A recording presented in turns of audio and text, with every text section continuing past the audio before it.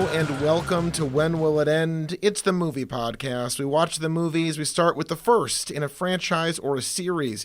We work our way through that franchise and or series. And occasionally, at the end, we pop out into a admittedly extraneous and mildly well-accepted remake like 2014's RoboCop by Brazilian director Jose Padilla. I got a question for you. Yeah. It's Charles. Of course it's hi, Charles. Charles. Who else would it be? Hey. I'm not sure. Who else? That's a good question. Who else would it be? I don't know. Very weird. If someone else just chimed in and it wasn't, I'd probably just roll with it, honestly. Of course you would, because you're a fucking professional. I'd consider it sort of a week off if it was someone else. You're an award-winning journalist. Twice over now, right? I've won 2 awards. 2 for 2, right? I mean, I don't know how many we go out for, but I've won a couple. That's true. Well, I mean, So- you're doing great. You'd roll with anything. You could get any of my roommates down here. You get all my roommates down here except for me Wow. in the basement sitting on the floor. I now sit on the floor. Remember when Sean Penn interviewed El Chapo? No, I have to fucking listen to that. Oh, it's one of the best podcasts ever. That sounds amazing. Hey, it's Sean here. I'm here with El Chapo. What the So what's up? What'd you do today? Oh, yeah, that's crazy, man. I was going to ask you. You introduced the top of the show. You said we watch series / franchises and or well, what's the difference there? What do you think the difference is between a series and a franchise? Well, I mean, some things I think we're talking about in this show that some things are structured from the get-go to be a long-running series or franchise, rather, excuse me. And other things sort of like happen to come together and end up being a series. You know, Gotcha. Okay. I think of the world of, say, a Jaws versus the world of, say, a Maze Runner or a Shrek or Gotcha. things of that nature. Okay. Interesting. Jaws the movie was not built to be a franchise. It was built to be a movie. I'm glad you brought up Jaws. The internet right now, because there's a movie that just got released on Netflix called The Last American Crime or something. Did you hear about this movie? You hear about this? You hear about this? You hear? No, I don't really watch Netflix. I think if there's a movie on Netflix, that is usually an advertisement that I will not watch it. That's a good call. We did our infamous episode on both Mute and Bright in our old show, which were 2 Netflix original movies that were just complete dog. Actually, wait, who directed? The person who directed Bright also directed something that I saw recently. I was like, oh yeah, that makes sense. He sucks. Is that David Ayers? Yeah, right? yeah. Wait, what was that? Do we watch one? I of mean, his he did movies? Suicide Squad famously. Yeah, he did something. He did one of his earlier movies. I just rewatched for some reason, and it was a fucking chore. Yeah, look that up. Do some fucking research. And Surely you mean the Canadian ice hockey player and the first and only emergency backup goaltender to record a win in the history of the National Hockey League. that's right. I watched the goal. I watched that goal on Netflix. Oh, sorry. on YouTube. You mean the Union Army soldier during the American Civil War who received the Medal of Honor for gallantry during the Siege of Vicksburg on May 22nd, 1863? Right. I'm sorry. I watched a Ken Burns documentary that did a dramatization of that. Fuck. How many fucking David Ayers are there? This is fucked up. Too many. I think we got to cancel this episode and focus on David Ayer. There we go. You misspelled it? No, I added, oh my God, Bright 2 is on his IMDb. That can't be good. Yes, what we It's need. just Ayer. I was saying Ayers. It's Ayer. Okay. A classic mistake. That's all right. Everyone You're gets it talking, wrong. of course, about the director of such films as the LCD Sound System short Pow Pow. What's one of his early? I'm not going to look at the list. I want you to read it off. End of Watch. End of Watch was Yes. a big Okay, movie. so we didn't watch it because what we've been doing at work, I've been telling you about this is Hold on. Is that Michael Pena and Jake Gyllenhaal? Yeah. Uh-huh. I've never seen it, but I've always wanted to. Well, I read the description of it, and it's like 2 cops that don't always play by the rules, but actually I should fucking just bring this up. But it's like these cops are dirty, but oh boy, do they take their job seriously, and they're good boys. Don't worry about them. Has any pitch suffered more in the last 6 months than a description as a cop as someone who doesn't play by the rules? Gotta fucking find. Anyway, so It's great that so much of the RoboCop series is about dismantling propaganda in general, and yeah, this is. I really hope that no one can make a cop movie without like writing a thesis on why they should make a cop movie. Yes, that is reviewed by a board of primarily African American people. That'd be great. I can't wait to get into the movie we're talking about today, because I think it's very complicated and I want to talk about it. But first, I want to read to you the Google synopsis of End of Watch. Longtime LAPD partners and friends. They are friends. Brian Taylor, Jake Gyllenhaal, and Mike Zavala, Michael Pena, patrol one of the most dangerous neighborhoods in Los Angeles. Though they may bend the rules, Josh, their honor and dedication to the job are unquestioned. Period. That's really beautiful, because often bureaucratic red tape holds cops back from getting the job done. And sometimes they've got to go around all those desk jockeys who are just throwing memos at them. Sometimes you got to get your hands dirty a little bit, okay? Fuck that movie. So basically what's happening is at work... Sometimes I wonder if movies were a mistake. Oh, absolutely. I've been watching a lot of them because at work... I have a lot of downtime now. We each choose movies on Saturdays, and every other day of the week that we open, we each curate at least 3 or 4 movies to watch as one package. A friend of the podcast, Felipe, he does this thing he taught me where every week all the movies that he watches have a number in them. So like if the week is 2, he can watch a movie from the 20s, 32, 42, 52, 62, 72, 82, 92, 2002, 2012. You got the With all due respect to your friend, that is psychotic. Oh, he would be the first to admit it, but it's actually really great. There's so many choices now that it's actually a really fun way to like not only investigate other time periods that you might not otherwise explore, but like just sort of narrow down your choices.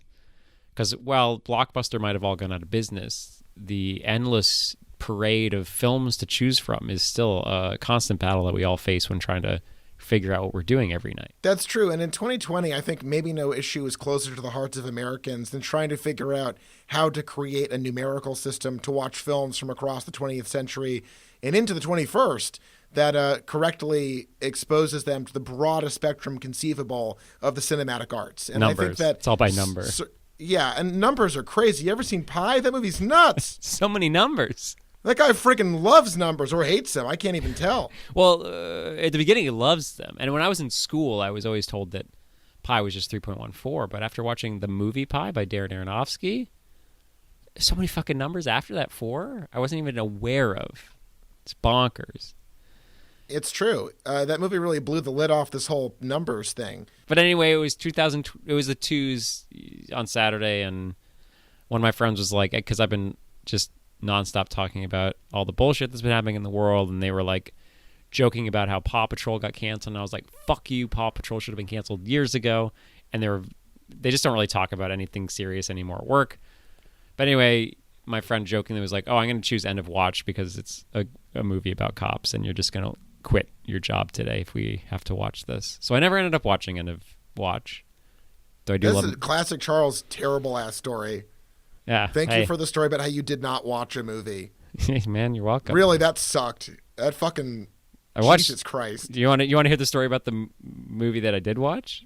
Fucking no, I really don't. You just kind of blew your load on not watching a movie, which is like an incalculable waste of my and everyone's time. Thank you for that. There's so many stories out there about people watching a movie. You know how they go through the whole thing saying like, oh, this is what I ended up watching. It's a little cheeky bit of fun. You're right. It's bold in a world where people value things like resolution, climax, something happening. You told a story in which none of those things occurred. And I do admire that you are an iconoclast, certainly, because many people use podcasting to build to a greater point or to edify listeners, and you just kind of shook your dick at them for a while with a work story that ended in you not doing something.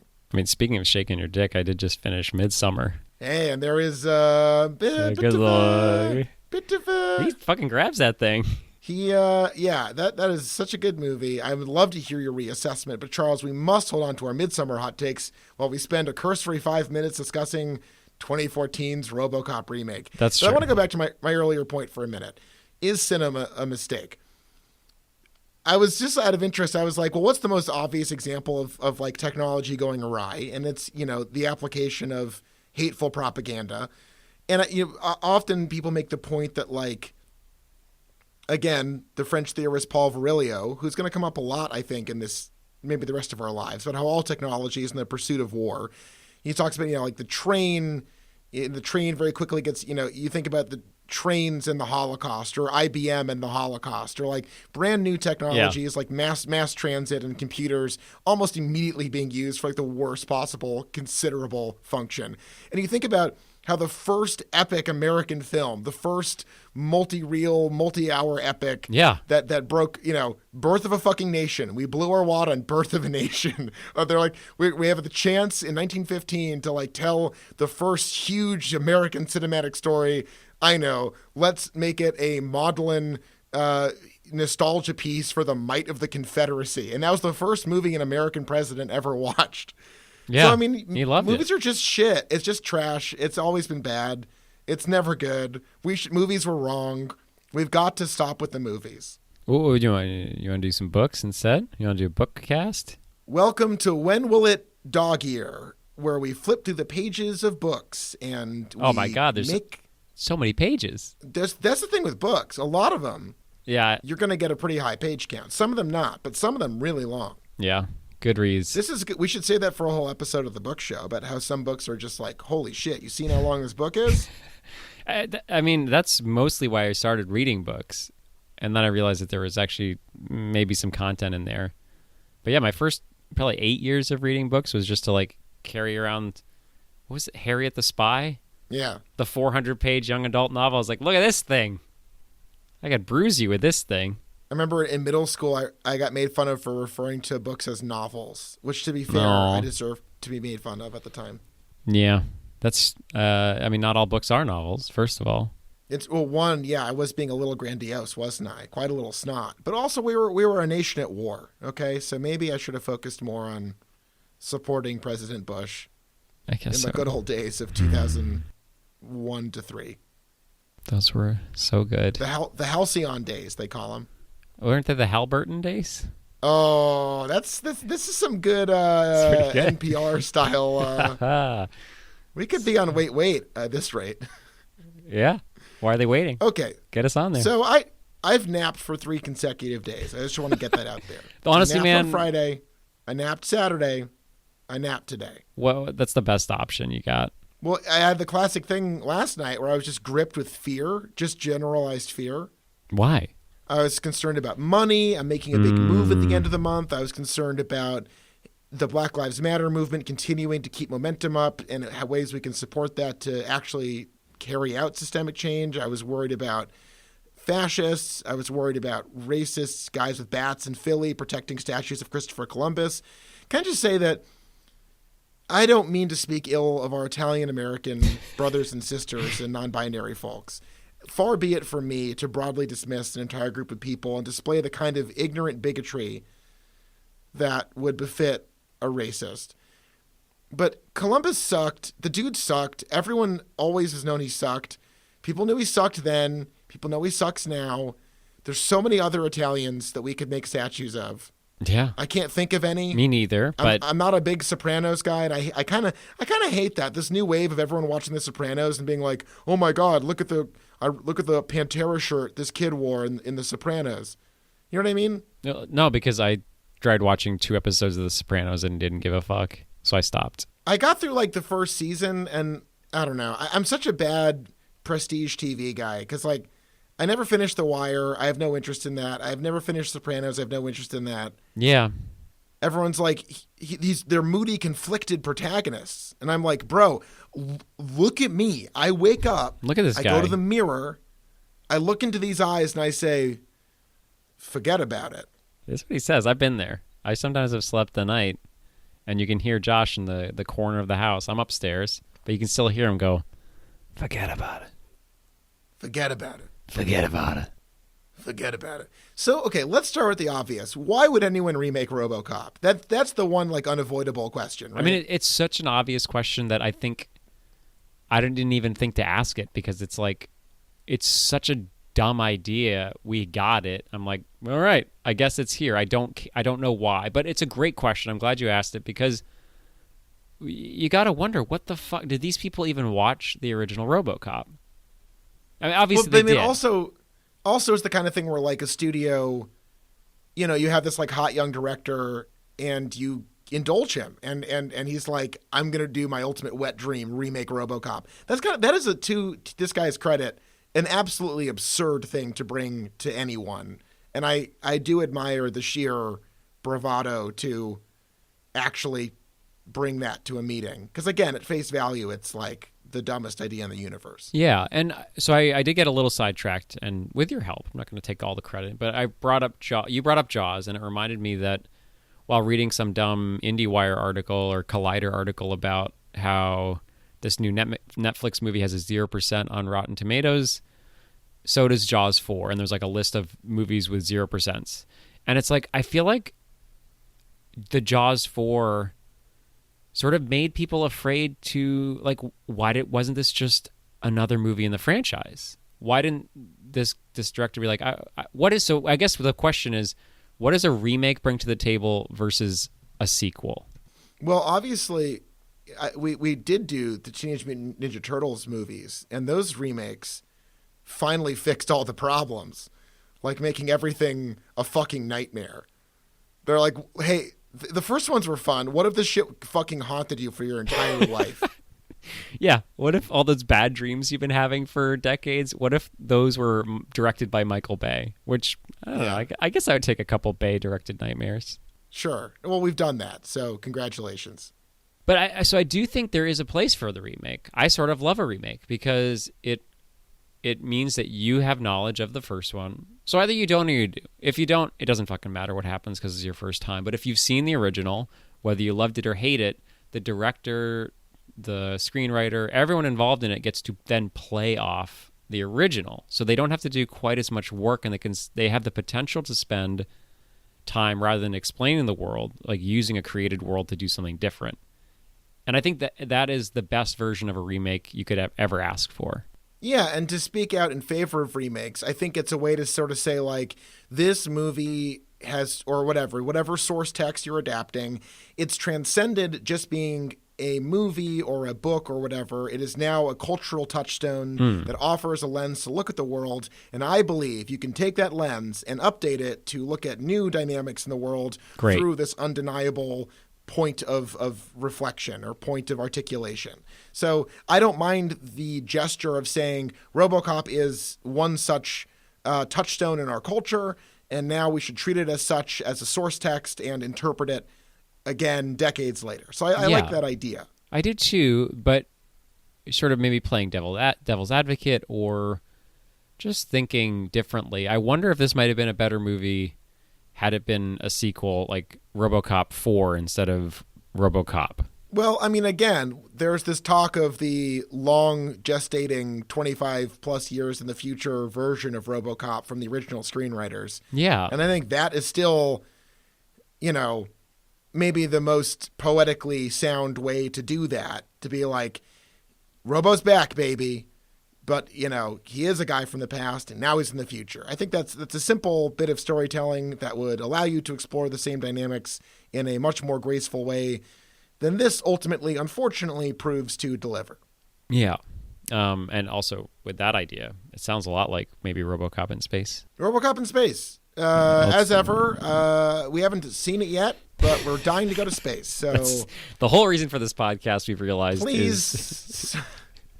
I mean, we're just going to put off doing Friday the 13th for as long as possible, I guess. But I guess so. That's one of the few I can think of where they do finally live the dream of going to space in a sequel. So let's get into it. I saw this movie in theaters. I actually think it's a well-made, interesting movie that has sort of a big Emperor's New Clothes problem that we sort of talked about off-pod. Namely, it offers interesting analysis of a lot of things, from corporate media manipulation to the way that the militarization of law enforcement was sold to America for a very long time, to questions about free will and autonomy, which are the bread and butter of the RoboCop universe. And yet it fails to interrogate the problem at the center of the movie, which is policing itself. And obviously in 2020, we would be remiss if we did not point out that if you make a movie about cops that questions everything in the world except for how cops actually are.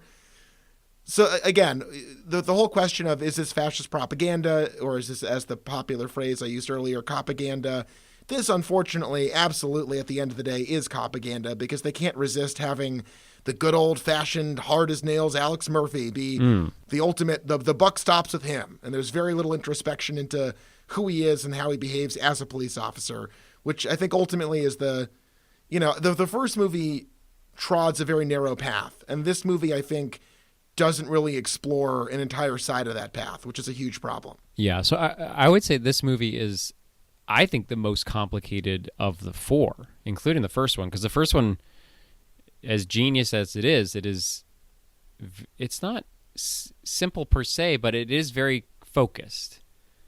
And it's like, it's deep in what it's doing. And this one is like, it is all over the place. It explores the family much more than the first one did. We can talk about that because I think it could have been interesting to have that dynamic, even though in the first one we're like, we probably don't need it. And I think I still agree with what I thought the first time. But it was interesting to see like that whole story fleshed out. It brought up like war as a general theme rather than just policing, because we get to see the opening scene in, where was it again? In Tehran. Tehran, yeah. So I think this movie did this thing where it got a bunch of probably very big liberal actors to be involved in it, because it's like, oh, look, Samuel Jackson's screaming at you about America's great. Look, there's like, we're heralding robots as beautiful soldiers, keeping everything safe. So everyone's like, great, this is a great movie. But then when you actually watch the movie, it's like, oh, they love cops. This movie fucking loves cops. And it's still afraid or ignorant to talk about the real problem in America, which is cops. Right. They present Alex Murphy's good, honest policing as the victim of bureaucratic malfeasance and corruption and corporate interference, and never interrogates his actual job or his actual life as a police officer. That's unfortunately the last thing that this movie thinks to look at. Yeah, and I would say after watching it again, I also saw it when it came out in theaters, and I sort of liked it the first time. I don't think that was an accident. I think this movie, it wasn't just a mistake or an oversight. This movie was not ready to condemn police like the first one was. This is still an American movie from the mid-2000s where, Ferguson hadn't happened, right? That was 2016, so no. Yeah, and for me, I think Ferguson was like, at least in my life, the big milestone in like seeing on the news cops in riot gear using military. Hold on, that was 2014. Fuck me, I was wrong. It was 2014. So it was like right on the cusp, but this was shot in 2013, it was released in 2014. I can't believe that they, like, it was like, this was the time when, like, I don't think before this there was as much cops on the news being militarized warmongers like there is now. And now it's like, it's just, it's everywhere. So that wasn't really what this director was focusing on. And I think he was still too scared, and there's probably some money from the government. Who knows? You never know when these kind of movies are out there, like saying, okay, just make sure that we have a good cop. And I just want to talk about that for a good while, because the changes that they made from the first one is extreme evidence for that case.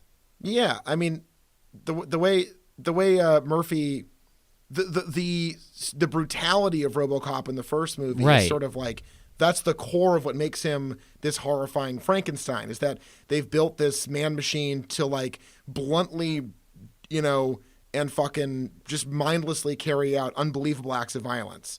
And that weird line between fetishizing that violence and underscoring how upsetting it is what makes RoboCop so compelling. And in this movie, ultimately, we are watching a cool cop guy do cool stuff without much, there isn't much weight to the actual violence he's enacting. And when he behaves like a fucking huge piece of shit cop, it is triumphant in this movie. It's heroic, yeah. So there's a couple things. I mean, definitely you mentioned the violence. He's replaced his fucking cannon of destruction from the first one with a taser gun, which you can set to stun. Right, which is the ultimate fucking Joe Biden, we need to spend $300 million exactly. to teach cops to shoot people in the leg kind of bullshit. Right. Yeah, but by neutering him, by defanging that violence, they're missing the whole point, which again, you think about like, what does it mean to legally give someone the ability to, I interviewed a professor at Columbia Law School for work to look at the use of force policy in my home city's police department. and there's an unbelievably broad mandate for cops to use force. Like, it is an unbelievably, the interpretation on what circumstances allow police to use force is unbelievable. Yeah. You know? And as she pointed out to me, and it's funny, it sounded like Judge Dredd. She's like, you can execute someone without a conviction as a cop. That's something that is legally protected in this country. Without any training in judicial law, without any training in social work, without any training in anything.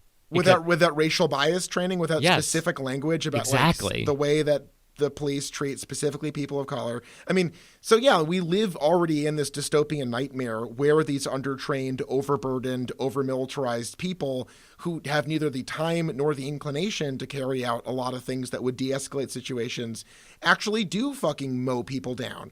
So the fact that this movie, you know, as you pointed out, he's sort of like, I will tase you for the common good or whatever. That shit sucks. Like, that's maybe the ultimate kind of like bootlicky thing, to be like, cops shouldn't shoot people. We should just get them to tase them, and that would be a huge step forward. You know, when we talk about abolishing police or defunding police, or, you know, that at its most broad, reforming police, you know, that would be the kind of superficial.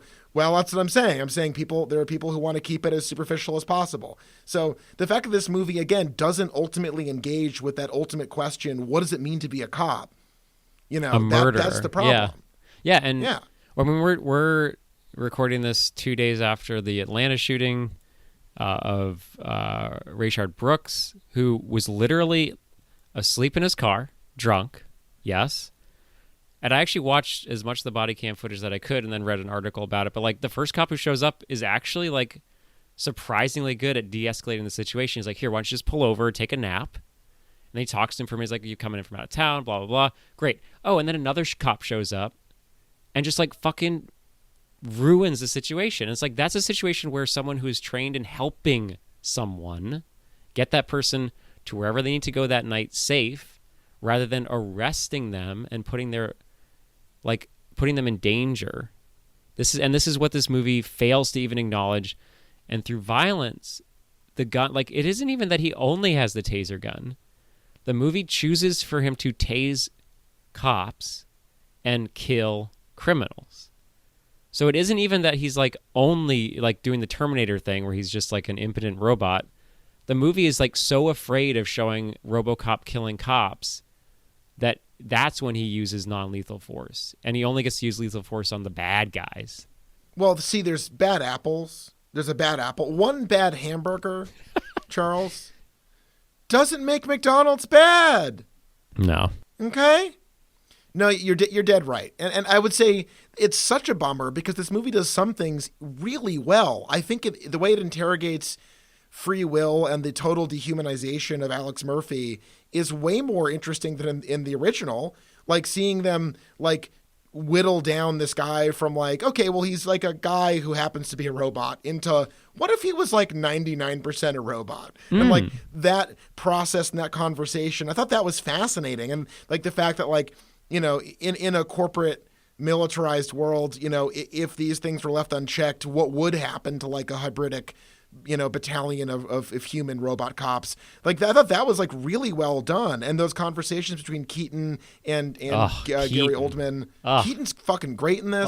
Like, Oldman. The way it depicts, like, this, like, you know, of course, the OCP of the 80s is this drab, faceless, gray corporate world. And in this movie, it has all the, like, jack-off trappings of, like, a post-Steve Jobs nightmare of, like, artificial trees in an open-planned office environment, and, like, all his paintings behind him. Yeah, it really drills into this, like, what happens when we elect a corporate elite to make huge decisions about how the world is run, who are, like, the biggest jack-offs in the universe. And I liked that a lot. Like going from the old man in the suit to, like, Michael Keaton as, like, a dynamic, engaged CEO full of, you know, innovations and disruptions. Like, I think that is an interesting facelift on this story. And I was happy to see that done as well as it was done. Yeah. And so you brought up the dehumanization after. And I thought that was, at first, and this is why the remake is amazing, because in the first one, I heard that Verhoeven wanted to have a 45-second black screen after Murphy's killed. Like, he's killed in the first one, and then it's just, like, black forever, and then it cuts to him getting reawakened, and the studio's like, How about 5 seconds? And even that's a long time. And like, it really cements the like, oh, this is the end of Murphy. And here he's never killed. He still has his heart, his brain, his face, his lungs. Like, this is a surgery. One hand. He's got that one hand. Right. For jacking it. Well, it's gone, but he could jack something. Yeah, he could jack. Oh, it God. Being his penis. It appears to be gone. He could jack anything, man. That's the power of RoboCop. I'm a mess. They'll jack you, Lewis. They jack everything. Do you think in the original draft it was lungs, hand, head, and penis? And only erect penis, yeah. Yeah. Always erect. That's RoboCop way. As a result of the criminal violence. But what I thought, so at first I was like, whoa, I'm thrown out. And that's what a remake can do so well, is it can change one thing that you think you know. And then it's later you see him dehumanized through software, through hardware. And you're like, oh shit, this is actually really interesting, where he never changed. And then you see him fucking, his dopamine stolen from him, his programming overridden. And it's like, oh wow, this is actually a really cool take. And this is what a remake can do so well. Yeah, I think drilling down on like, what does it mean to strip away almost to a number someone's ability to feel feelings, make decisions, react to things of their own accord. I think, again, that's why this is so ultimately such a disappointing movie, because I think they raise questions that are huge questions from RoboCop, and giving it a little space to run around, I really enjoyed that part of it. Yeah, and I think this is the problem when you choose to make a movie about cops, is it's hard to be complicated. And that's why the third one is fun, because it's also not complicated, but at least you know, like, oh, the cops are good because they choose to not be cops anymore. They choose to be servants to their town and their community. And here you still have to ride that line between, oh yeah, there's bad cops, there's crooked cops, they can be bought out.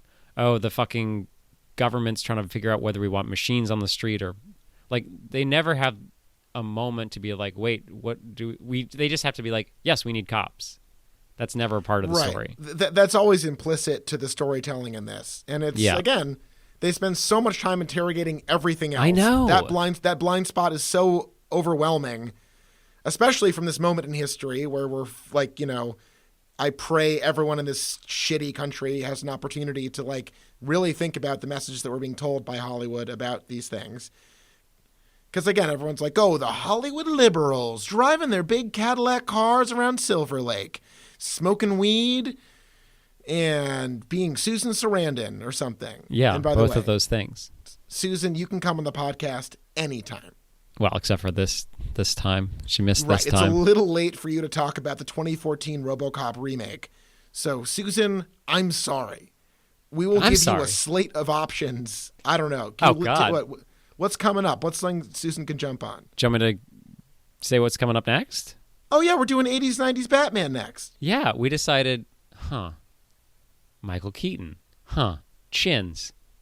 Only makes sense. So we're moving from one Chin franchise to the next. So hopefully, I've never seen any of them. I'm very excited. Yeah, we're going to do the Burton Batman into the Schumacher Batman, just to see one of the strangest transitions of overwrought tone to completely psychotic tone. I'm excited about it. But Susan, if you want to come on and talk about Clooney, Kilmer, Jason Keaton. Whatever, who played Keaton, heck, any of them. Susan, get in touch. All of them. We'll let you be the co-host. Honestly, we were talking at the top of the show. Hold on. Okay, co-host is a bit much. Susan, you can come on for at least a couple. Well, we have to. I'm not giving her the keys. Okay. I mean, I got to go back to work, man. I might not have time. You know, I want to talk about this for a minute.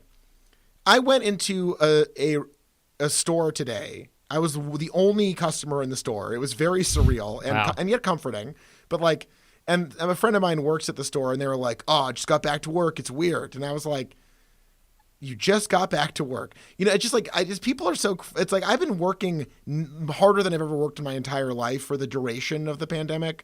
And like, it's so funny to see people who are like, yeah, it's kind of weird now being back at work. It's like a little weird. It's like I'm having a normal one. It's just like fucking like, I don't know. It's just the privileged people. I understand that like this a complicated issue. I'm happy people are safe and stayed at home. But like, man, if you were out there in the middle of this for like months It is just very funny to run into people who are like, yeah, it's kind of awkward now. Yeah, hey, I mean, I got used to a lifestyle very quickly, you know? Wake up, jacket, back to sleep. Yep, watch a movie, back to sleep. Take the dog for a walk. Jacket in your sleep. Yep. A lot of movies, jacking and sleep. Yeah. And now I got to go to work and I got to time my jacking and sleep. It's been very hard. No, Charles is holding up a calendar where you can see in all caps and Sharpie, there's large sections that are blacked out with just the words Jack. Yeah. Yeah, that's my weekends now. I tried to do it at work, did not work. So now I just have like the same number of jacks per week that I was doing, but now I just do it in 2 days. You're talking about the JPW index. Oh, yeah. And hey, listeners, email us. What's your JPW rating? Right. Where the phone lines are open. Oh, we should do our fan mail this episode. Okay. Yeah. Well, anyway, yeah. Just send us. Just hashtag JPW and then your number. Mine's 800. Whatever your JPW is. Just send it to us somehow. Only on our show is getting one email considered something that we need to like draw attention to. It's weird. We have, I think, a mild number of listeners that just like being separate from us. You know what? And you know what? That's your fucking right. You don't have to email us. You don't have to respond to anything we do on social media. We appreciate the likes. We appreciate everything you do. Well, it's like when my beloved girlfriend hears me talk about my successes in the Grateful Dead fantasy draft that I put together with my friends to score points during live-streamed YouTube concerts during the quarantine and pandemic. For example, this week I set a record. I scored 19 points. I'm now tied for first with 71 points after like That's 2 incredible. months of... Thank you. And Allison, because she loves me, goes, "That's nice." And it's true. It's nice. And that's all I'm asking for that. And I like that our listeners have the same relationship to our podcast where they're like, "It's nice. You've got a podcast. You did it, guys. Congratulations." They listen to us and they're like, yeah, mild is exactly how I would describe my commitment to this podcast. It's all we could ask for. It's a podcast. In between episodes of Reply All, it's nice to mix it up with 2 other white guys talking about stuff. Yeah, it's great. It's good stuff. Fuck the police. Wow. Yeah, I know. I brought it there. You really went there. It's brave what we're doing at this point in time. You know, it's funny because like people talk about ways to stay involved in this, and you know, bail relief funds are an ongoing issue. It's fun to track where the largest protests are and rush to the bail funds to stay involved. But I'm in a small part of the world. You know, a lot of this does feel like it's echoing off in other magical places like the big city. You know, it's a funny time to be in America, I would say. Absolutely. Yeah, no, and I honestly think it is very weird to do the bullshit that we're doing because it's so stupid and so unimportant. And it has been, I think the timing of this, while initially felt very strange, I think it actually turned out to be very good where we could spend 4 weeks and at least like have an excuse to put links for things you could donate to or something that's sort of related to it. Otherwise, we would be talking about like Shrek. Can you imagine if we had Shrek right now? Like, who fucking gives a shit? I think that Shrek would resonate less right now. Well, I think we would still be putting up links and such, Shrek or not. But yes, certainly looking at the way that policing is dealt with in these movies, running the gamut so incredibly wildly from like the weird neoliberal look at it in this movie to the fascism of 2 to the weirdly optimistic fairy tale of 3 to the problematic but couldn't love it more of 1. It is quite the journey, the Roboverse, I have to say. It is. I have honestly had as much fun as I could right now between just all the bullshit happening right now and like spending a huge majority of my time desperately trying to get my dad to at least consider the fact that we live in a racist country. I thought it was going okay, and it just seems like it might not have been. And today I just finally texted him and I was like, you know what, Dad, I can't do this anymore. If you're not open to this shit, just fucking, I hope you keep doing research, but I am not the person to bring you on this journey. Thank you. Yeah, I wish you'd been there, man. That could have helped. You think so? I think that little ticka could have brought him right over to the edge to actually just like maybe read one Wikipedia article. Yeah, I mean, I pray that this is a moment of reckoning where people can't turn away from this. That's the crazy shit, is that fucking Wikipedia, which is like, it's not partisan. It's like, if you put in anything that isn't just objective truths, it gets edited out. And like there's thousands of Wikipedia articles that you could read that just outline how racist this country is. Well, I mean, I think so much of it is about living in this bizarre, like, hallucinated America where, yeah, all of this shit is sitting directly in front of us. It has never been more accessible. It has never been harder to argue with basic fundamental research. And, yet still people find ways to turn away.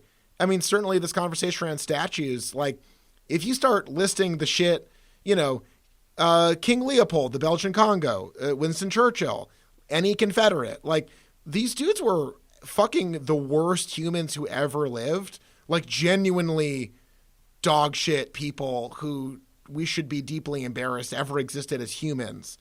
And this idea that like history and culture is a closed book where the victors wrote it one time and that's all she did. And again, I'm cribbing like 1,000 jokes right now, but the Confederates lost because they were fucking shitty assholes who suck. Yeah, and so I guess I have one piece of advice, because one thing that I thought was more of just like an excuse, but it seems to be a big issue, is the way you talk to people that aren't ready to confront America's shitty past. It's very important, because like one of the big hangups that I learned today with my dad was like, he's like, why are you blaming white people? And it's just like, it's amazing to even hear that as a response to all this, because first of all, what's incredible is this movement isn't about blame. It's not about revenge. It's not about taking over anything. It's about like understanding. It's about getting things. It's about changing things so that they are fair, that people have things that they need, that they're treated equally. It isn't about saying you did this to me. It's about this country is fucked because of how it started. And we all just want to get to a place where it's not quite so fucked up anymore. And the fact that so many old white people are so like afraid to take ownership and blame of this is crazy. So just if you just remind them that it's not about blame, you don't have to feel bad about what you did. It's not fucking about you. So just help. Well, that's just the whole help. thing. Because people treat the word racist like it's a pejorative when it's literal. Not. Yes. It's just, that's the thing. It's a reminder. Right. I think people have this idea that if they're not actively wearing a Klan fucking hood, they're somehow completely unconnected to everything else in the entire fucking country. And it's like, yes, by quietly doing nothing, that is a huge part of the problem. It's not complicated. No, you could disband the KKK. You could get rid of every racist person in this country. It would change nothing. Right, because as long as people like quietly accept their due in this shitty country and never for a second think about the fact that their neighbor is getting treated like an nth class citizen next to them just because of their fucking I mean, it's insane. So yeah, I hear you. This whole culture of like, well, I didn't scream the N-word on Main Street. Well, no shit, idiot. But if someone did, you'd probably fucking just be like, oh boy, and keep walking. Because you don't give a fuck. Yeah. My dander's up. I got to get out of here. Yeah, that shit sucks. That is in many ways very much the same thing. Because if something happens and you don't react to it and you don't question it and you don't respond to it, you are allowing it to persist unchallenged.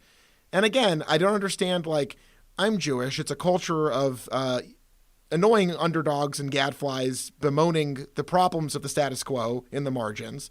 That's the whole thing with Jesus, right? That's the whole fucking thing. Right. He was a person of color who lived in a society where he was like... Sorry. Jesus, a 40-year-old man from Ohio. Yeah. Okay. Thank you. Yeah. I got you. This guy born in the Sinai or whatever, or Bethlehem. I don't know. I'm not Christian. You figure it out. Doesn't matter. He said this shit sucks. We got to do something about it. And then a bunch of militarized cops nailed him to a thing in public. Yeah. And it's like, you're clinging to Christianity. How is this shit lost on you? I don't even understand. It's so psycho to me. Like the fact that, it should be. Obviously, and then, oh God, look, this is a black hole. We could, we could like this country is so viciously racist and awful. Our history if you're white, bummer, bro. That shit, you have some shit to do. And it's not a big deal. You'll be a better person for it to say, I guess I should think about this shit one time. Right, because that's literally all that people are asking people to do, is not even do anything. if you don't, just think about it. That's all I'm telling my dad to do is just think about it. You don't have to donate. You don't have to rally. You don't have to protest. Right. The bar is set so low right now for you to simply consider the fact that you are treated differently from other people because of your skin. And like, if in 2020 you can attempt to dispute that, you've impressed me, and I am impressed by you, and not in a good way. Dad, you impressed Josh. Yeah, it's nuts. I've heard, I don't know, I've heard, I'm not going to blow up anyone's complicated living situations, but someone I care for deeply is living in a household where someone talks about, they're targeting white people. Right. And it's like, well, when the power structure is almost entirely white, it sure looks like that if you're incredibly stupid and don't think about what that means for a minute, Like if the facade of power appears white, maybe isn't that a fucking observation you just made by yourself? It's nuts. It's nuts. Anyways, RoboCop 2014. It's a weird movie. I want to talk briefly about. I want to talk about his son. Okay, because I feel like David? that's who knows. Yeah, I think it's David. That character has been so strangely used in all of the movies, and I think that is a great recurring theme. I'm so glad they brought it up because in the first one, he's basically nothing. It's a reminder of what he might have had, and basically just also a reminder of the ghost town that is his life. In the second one, maybe he becomes a drug dealer. That was my interpretation. That's just you, man. You're an idiot. No one else thought that. Maybe he's a drug dealer. Maybe it's just also a reminder. In the third one, there's a little flashback when the cool hacker girl reminds him of his son. And here we actually get to see him interact with his son both as a father and as a robo-father. Well, and also, so you have Abby Cornish as his wife in this movie, who in the other movies is, she's kept pretty far at arm's length in those movies, which I think is a choice, obviously. But in this, Clara Murphy is a huge part of the plot, and I thought that showing like their lives descend into like a fucking hell while their former husband/father becomes like an increasingly emotionally removed murder robot. Like I that was actually great. I really enjoyed that. Yeah, me too. And I think for the tone of the first one, I'm so glad they never really went to that world. But for this one, where it's all about he is a good cop, and even though I don't believe in good cops, I'm just going to have to say that because that's what the movie is positing. He's a good cop, and then through interaction with OmniCorp, he becomes a bad cop, and how that changes his relationship with his kid and with his wife. And they're just like, "Where's my man? What have you done with my man? What have you done with my husband, my father?" And it's just through brainwashing, militarization, dehumanization, throwing away all of his emotions. They're like, "Oh, this is what we are doing to soldiers. This is what we're doing to the police." And unfortunately, as we've said earlier, the response to that question isn't, "Oh, let's get rid of them." It's like, "Oh, just make sure they have emotions and they'll be good people again." But if you just sort of get rid of the bad thing about that, it is really cool to be like, wow, look at how this is affecting his world, and we can sort of see it play out in real time. Yeah, I think that was an inspired decision, and again, worthy of an examination in a remake. I want to just pull the camera back for a minute here. This movie could have been so many different things. The original version was supposed to be directed by Darren Aronofsky. Yeah, I read that. Which is very strange. I can't even imagine what that would be about. It would probably be fucking awful. Honestly, it's funny we brought up pie earlier because full circle, baby. That's called podcasting. Can you play a clip of Anakin saying that's what I call pod racing? Sure. Okay, thank you. People involved in this movie: Michael Fassbender, Russell Crowe, Hugh Laurie, Clive Owen, Ed Norton, Sean Penn, Gail Garcia Bernal, Rebecca Hall. Wow. Like, kind of everyone. Wait, did you say they really? Gail, he was going to be RoboCop? No, he was going to be Jack Lewis. Thank God they replaced the character Lewis with a man in this movie. Oh my God! Because one of the biggest problems with the first few movies is that you're just like, well, why isn't it a man? Right. I was wondering this. We never really brought it up. And they resolved that in this with Michael K. Hall, who actually I think is great. The most shot sidekick. Yeah, he lives a fraught life. 80% of his scenes were either getting shot, being in the hospital, or getting shot again. And also, he's just, You put him in anything, that guy rules. He was great. This cast, honestly, the first cast is, I think, better just in terms of I'm not even compare them because that's the beauty of the remake. Both casts are perfect. This was a brilliant cast all the way through from Samuel Jackson. I love that the start of this movie is on the other side of the fucking screen.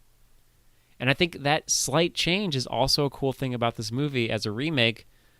All three other movies have been, we are watching a TV, watching a fake news report, or a news report there, but it's like, it makes us realize what the movie is saying. This movie's like, no, we are in the studio. And I think that's a really small change, but it really like had a grounding moment for me, and I really liked that. Yeah, and I think beginning and ending the movie with like Samuel L. Jackson in full mouth-frothing Fox News mode fucking owns. The end of the movie is so fucking awesome. Yeah. Like, again, ultimately, I'm not even sure. I would probably give this maybe 2.5 stars at the end of the day. It's just, I don't think it leaves much of an impact, unfortunately. Like, the most interesting ideas are the emotional ideas. The lack of broader satire is a huge, I think, problem, except for fucking Samuel L. Jackson, and ending the movie with him giving this like straight to barrel, because America is the greatest country in the world. Like, yeah, following a like attack where he's like, I don't know why this motherfucker isn't in jail, and like that whole thing is like, Samuel Jackson was just like, he played it perfectly. Great way to end this movie. Great way to start this movie. I think it was probably the most effective use of the like news reporting since the first one. Actually, the third one did it really good too. I think other than the second one, which is just a piece of shit, like they really figured out how to make the news sort of bend and flow with the theme and like the tone of the films. Well, I mean, also like this movie's about like the production of culture through like mass corporate means, and keeping that idea of like showing how, I don't think there's enough movies. There's so many bad movies about like Fox News that are like, you know, fucking Adam McKay making like John Lithgow in a fat suit plays gross Roger Ailes, who's a gross perv. Yuck. And like, you know, that shit kind of sucks. Cause like, you know, this movie gets closest to really digging into like how violent and scary and intense is it to have a media that's just like has such a stated agenda and is so aggressive. And, you know, I don't know. I think, again, that's the only bit of satire they really attempt is that in this. And I don't know. I think that, again, I was weirdly successful. I think it's cool. Again, in a remake, I don't want it to change in the first one, but it's like nice to have another take where I don't have to have a bunch of like fake ads. And that worked for the first one. But here, just having this one element of it was really good.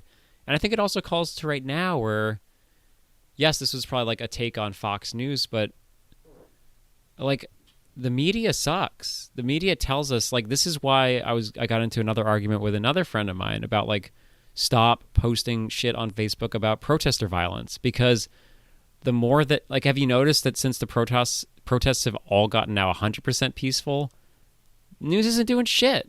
The news only spreads shit that they think people will tune in for. And this was a really, like, this is just showing that, yes, the news tells you what to think.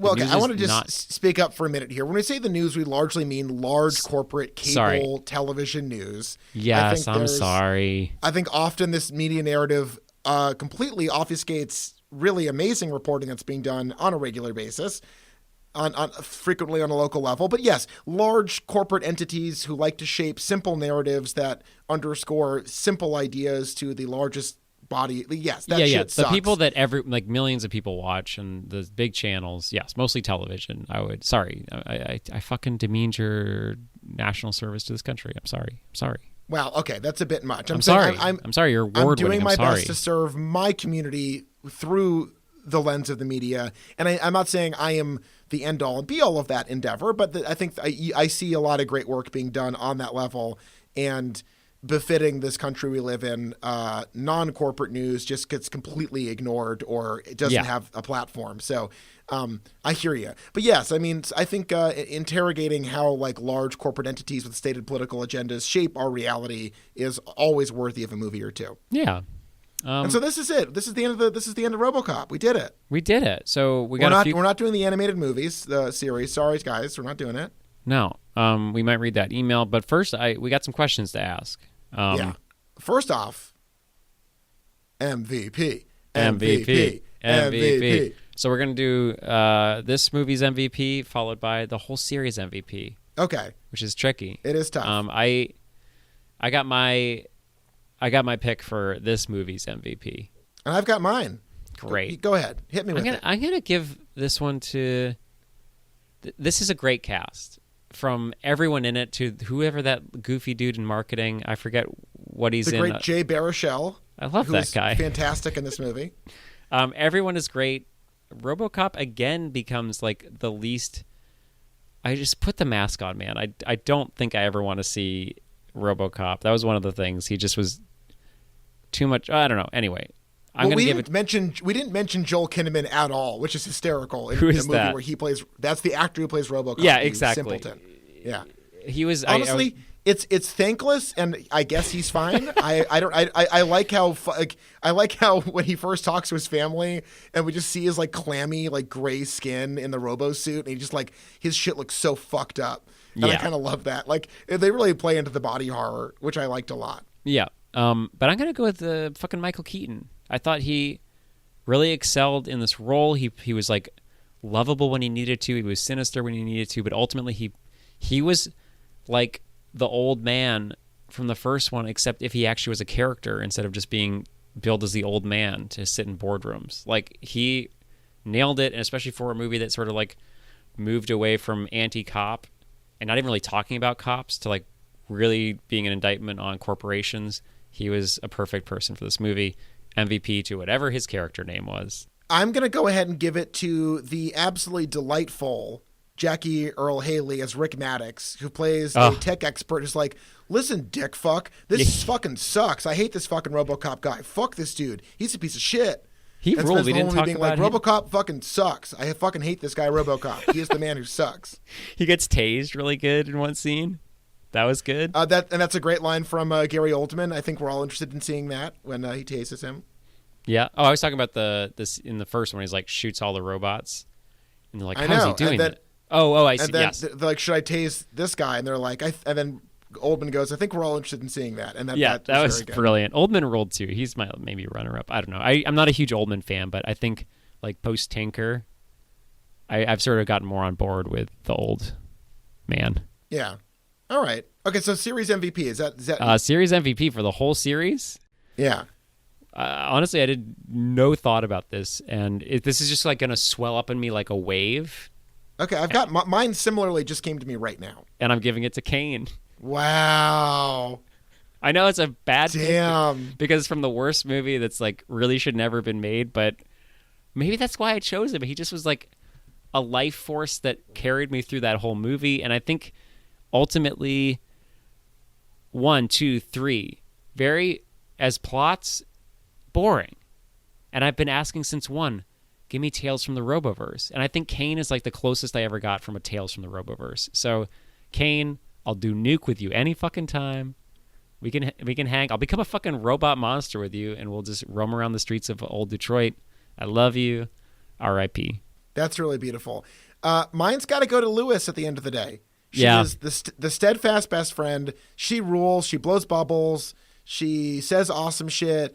I don't know. I think that she's through the original trilogy, such a rock for the entire thing that to not acknowledge her at the end would feel like a real fuck you to Lewis. And I am not that kind of guy. I'm so sorry. And also, I'm happy to grandfather in Michael K. Williams as Lewis too. Hey, why not? He's great. Who at one point makes the amusing joke that at least RoboCop is black now when he comes back from being retooled, which is an example of the strained humor of RoboCop the remake, but. You know, whatever. This is a weird series of movies. They're really strange. I can't get over that. So that we'll ask for the final time before moving into our special fan mail segment. At this point, and I forgot to mention, this movie was written by the original RoboCop team, right? Which is an important thing. We forgot to mention it until now, and we just did it. Job well done. Sorry, can we just do a quick ranking before we ask the question? Very quick. I think it's pretty obvious, but 1-3 Reboot 2? Yeah. That's me too. I think you gave like your Letterboxd score. It's hard right now, especially to score movies that are like have cops that aren't anti-cop higher than a 2. Even though it is a very well-made movie and it does actually tackle some important issues, I just think teaching people that cops are okay is not good. So, yeah, I would say 1, 3, remake 2 as my ranking as well. Great, we agree. Yay, we done did it. Which leads us to this. We'll close off this series before prepping you for the Bitman movies. This is a letter from our listener. Oh, wait. We never asked the question. Oh, yeah, sorry. At this point, forgive me. My God. That's all right. No, it was my mistake. You're award-winning. Don't worry about it. This was obviously my error. You asked it. I went backwards. The takeaway from 2020 is that I shouldn't at all question my role in any of the proceedings. I should just embrace that it's not my problem and move forward as though nothing has happened. Let's say they make the long-awaited...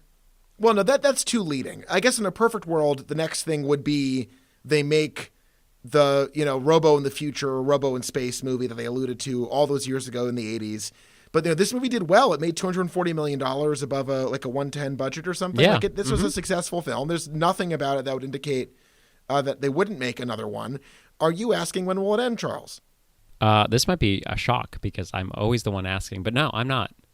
I actually see this as, especially right now, if someone takes over this series that has learned anything from the last 20 years of American history or the last 200 years of American history or the last 400 years of American history, if there is even that many years of American history, the next one could be fucking amazing.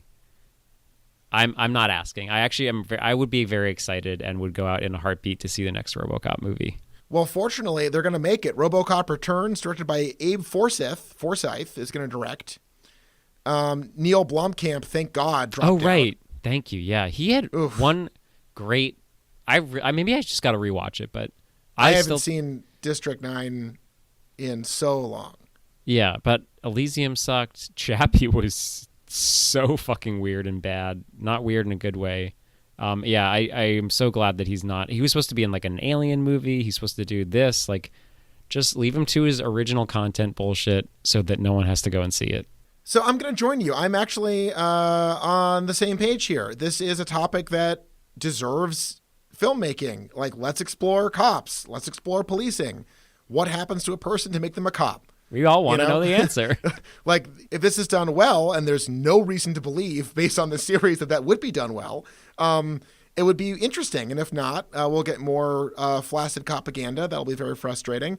But at this point, I'm going to kind of miss the Roboverse because at the very least, it brings that, like, at least the reboot brought that fire to, like, like OCP talks about testing out RoboCop on prisoners and shit in the beginning. Like, they're really fucking evil. And I guess we can never underscore enough in this society that corporations are massively fucking awful in the way that they behave. If we can only turn that lens onto policing itself, then we would have a really great movie in our hands. So why close our hearts to that possibility? I'm ready. Okay. Now, because I'd like to at some point end recording, yes, me too. Here's a letter sent to us, and this is, we've gotten to it in a timely manner, only over 2 months since it was sent. This is from listener writes, Dearest Do you want me to bleep Jew that out? Yeah, bleep it out. Okay. Dearest Jew and Goy. Don't bleep that out. That's accurate. Oh, absolutely not. I hope this letter finds at least one of you in good health. Let's do a health check here. I'm dealing with a lot of allergies right now. I'm officially COVID-free, though. I got COVID tested. I don't have COVID. Great. I have not been tested, but I might. Imagine RoboCop wearing a face mask. That's what liberals want. Oh shit! That's what they want to cage his lower mouth, which is the whole appeal of the structure. Speaking of that, I like the way they sort of didn't have ordinances in this new one too. So we don't have to talk about RoboCop anymore. But I like the red target where it's just like I agree. Yeah, it was well done. Like, you didn't have to like have explanation for what he needed to do. They just had a very quick like, oh, this is a safe person. You can't kill safe people. Yeah, I like that. It anyway. It wasn't afraid to be very aggressive with the structure. I liked that a lot. Okay, here we go. Thank you from the bottom of my heart for delivering the content we, me, need in this time of crisis. Every Monday I have delightful chuckles to look forward to. That's very sweet. This most recent episode on Fate of the Furious, or as I call it, Fast 8, that shit is wrong, writer, so fuck you. It's one of the best yet. That's true. It was a very good episode. Top 3 for me. I'm truly Wow. sad to say goodbye to Dom and the fam. Well, wait till you say goodbye to Robo and the Murphy family. I know. Throughout the past 8 weeks, they've sunk a harpoon gun deep into my soul, and they've stolen my heart in a poorly planned, overly complicated... Oh, interesting. So the writer misspelled planned. It's planed. Hey, A don't poorly planned, worry about overly it. complicated, and I'm just saying it doesn't... That You don't was, have to point out the problems of... They made a mistake. It's The okay. whole podcast is us pointing out problems. Why should I stop now? All right. That's a good point. They've stolen my heart in a poorly planned, overly complicated, and completely necessary truck heist. But as platonically ideal tears drip from my glimmering riverstone body, this is good, I clutch my crucifix chain, glance up to the sky, and whisper, "Salud, mi familia," for I know this Wow. is not the end, but merely a new beginning. Wow. There's 2 more paragraphs. Wow. Ugh, that took a lifetime. Brief Do you want to do interruption. the next one? I don't have it up in front of me. Oh, Jesus Christ. Dude, you didn't tell me you were going to do this. We talked about this yesterday. We did not. Fuck you. We did. Okay. I write you not only to commend you on your valiant efforts in this difficult time, thank you, but also to bequeath a humble request. Oh boy, here it comes. I'm sure you have plenty of planned series to explore in the coming weeks and months. We do. But I would like to submit a couple suggestions of my own. These series are 90s classics for 90s kids, and as such, I'm sure you will remember they are also famous for their theme park ride experiences. I am a 90s kid. I do remember these movies, I want to say. I was an 80s kid, but thus No, that makes you're a me 90s kid Yeah, because you were I born grew in up, the 80s. So you were, Yeah, and you were born Nerf at the guns, very Zone. beginning. So you're Bill still also... Clinton. Yeah, loved them all.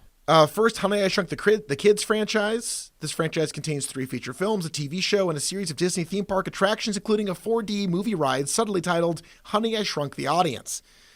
The writer having a bit of fun there, a little editorializing. Second, the Back to the Future franchise that we all know and love, also encompassing a trilogy of 3 feature films, an animated TV series, and of course, Back to the Future, the ride at Universal Studios. That's the famous one that injures everybody, I think. I think that's the one that fucks everybody's spine up. Let's do that one. Although both Back to the Also, Future... I just want to note that Josh just said encompassing. So anyway, continue. Encompassing? Yeah, go.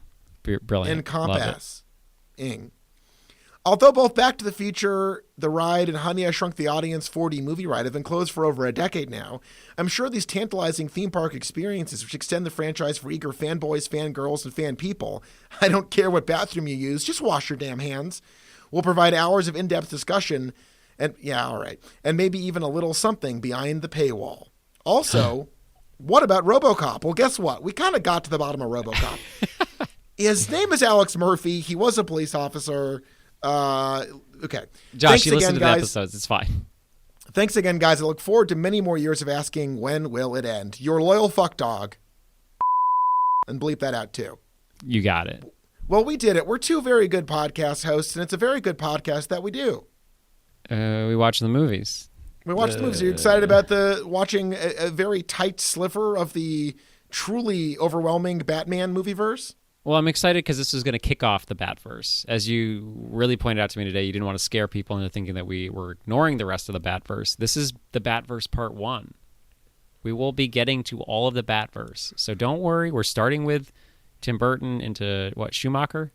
I think so. Yeah, I don't know. Yeah, I'm not doing any more research today. I've done enough.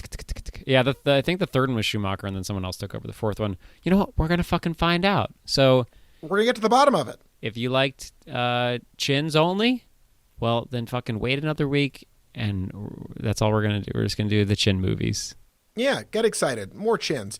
Okay, I got to go to the bathroom and listen to reggae music in my car. So I'll say, listener, donate to bail funds, read up a little bit on racism, be a fucking adult and take responsibility for your fucking self, and be kind to people. Charles, any thoughts? No, I like them all. Yeah, all those things. Donate, research, be an adult. Don't take this personally because it's not an individual. It's systemic. And be kind to people. There we go. All right. Au revoir.